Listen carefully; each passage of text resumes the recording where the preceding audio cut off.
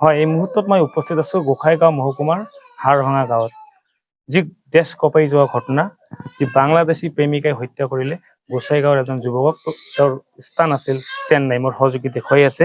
আচলতে ক'ব লাগিব যে হৃদয় বিদাৰক ঘটনা, যে শেষ অন্তিমবাৰৰ বাবে এই মাহৰ 2 তাৰিখে মাতৃগৰাকীৰ লগত কথা হৈছিল আমিৰ আলিৰ।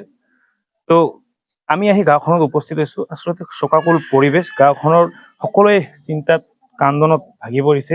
বিশেষকৈ আমিৰ আলী এজন ভাল যুৱক আছিল আৰু তেওঁ প্ৰেমত পৰি বাংলাদেশী এগৰাকী যুৱতীৰ লগত তেওঁৰ বিয়া হৈছিল প্ৰায় 3 বছৰ পূৰ্বে।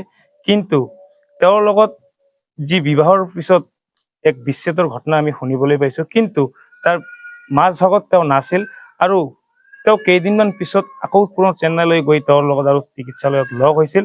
আৰু লগ হোৱাৰ পিছত আন দুগৰাকী ব্যক্তিৰ সহায়ত আমিৰ আলীক হত্যা কৰা হ'ল আৰু হত্যা কৰি কাটি কাটি টুকুৰা কৰি তেওঁক এটা নীলা চুইটকেটত বা তেওঁক এটা এনেকুৱা ধৰণৰ কৰিছিল যে যি আমি ক'বলৈ যি এক টান লাগিছে। মই পোনে পোনে পৰিয়ালবৰ্গৰ লগত কথা পাতিম। বিশেষকৈ ক'ব লাগিব এক হৃদয় বিদাৰক ঘটনা, যি গোসাইগাঁৱৰ এজন যুৱকক চেন্নাইত হত্যা কৰা হ'ল। তেওঁ দীৰ্ঘদিনে চেন্নাইত ঠিকাদাৰৰ কামত আছিল বুলি আমি শুনিছো। কি ক'ব দাদা এই বিষয়টো লৈ? আজিৰ দিনত যি এক ঘটনা সংঘটিত হৈছে, কি বিচাৰে আপোনালোকে আৰু কি পৰিৱেশ চলি আছে আৰু মাতৃগৰাকীৰ কেনেকুৱা অৱস্থা? আজি আমাৰ গাঁওখনৰ গোটেই গাঁওখনৰ মানে হুলস্থুল পৰিৱেশ এটা সৃষ্টি হৈছে, কাৰণ ল'ৰাজন ভাল মানুহ আছিল।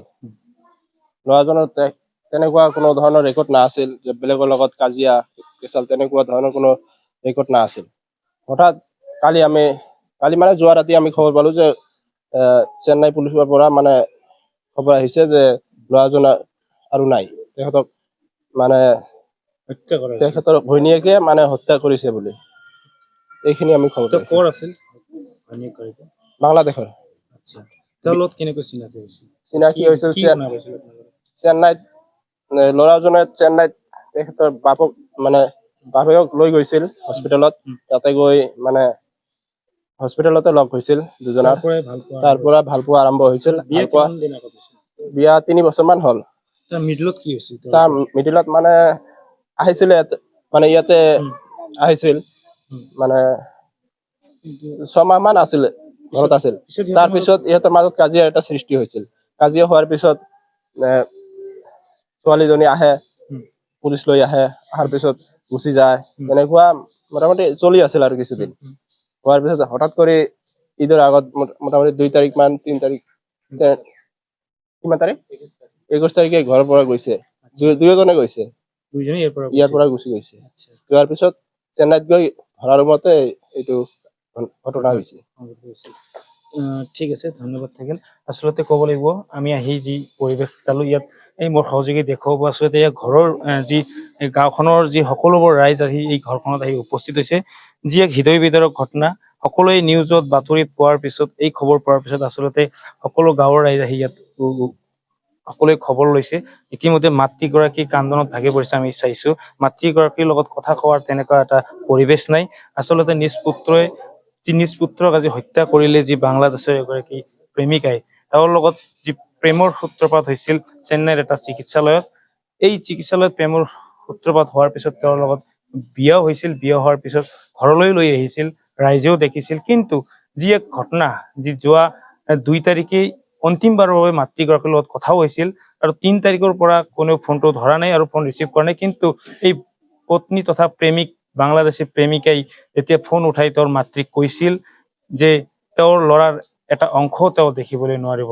ইয়াকে লৈ কিন্তু কেইদিনৰ পৰা তেওঁলোকে যোগাযোগ কৰিবলৈ চেষ্টা কৰিছিল, যদিও যোগাযোগ কৰিব পৰা নাই। হঠাৎকৈ যোৱাকালি তেওঁলোকে চেন্নাই আৰক্ষীৰ পৰা খবৰ লাভ কৰে যে তেওঁক মাৰা হৈছিল আৰু তেওঁৰ মৃত্যু হৈছে। ইতিমধ্যে 2জনক আৰক্ষীয়ে আটকো কৰিছে। মই ভাতৃগৰাকী আছে মোৰ লগত, কথা পাতিম। আচলতে আজি কি ক'ব যে ইমান এটা ডাঙৰ ঘটনা, আচলতে দেশ কঁপাই যোৱা ঘটনা, যি ঘটনাই আচলতে এক চাঞ্চল্য বিৰাজ কৰিছে। আপুনি কি হয় আৰু কি ক'ব বিচাৰে? মই আৰু সৰু ভাই হয়। কি নাম আপোনাৰ? আলী হাছান। আপোনাৰ দাদাৰ যি ঘটনা সংঘটিত হৈ গ'ল, এতিয়া কেনেকুৱা মানে আপোনাৰ মাতৃগৰাকী কেনেকুৱা অৱস্থা আছে?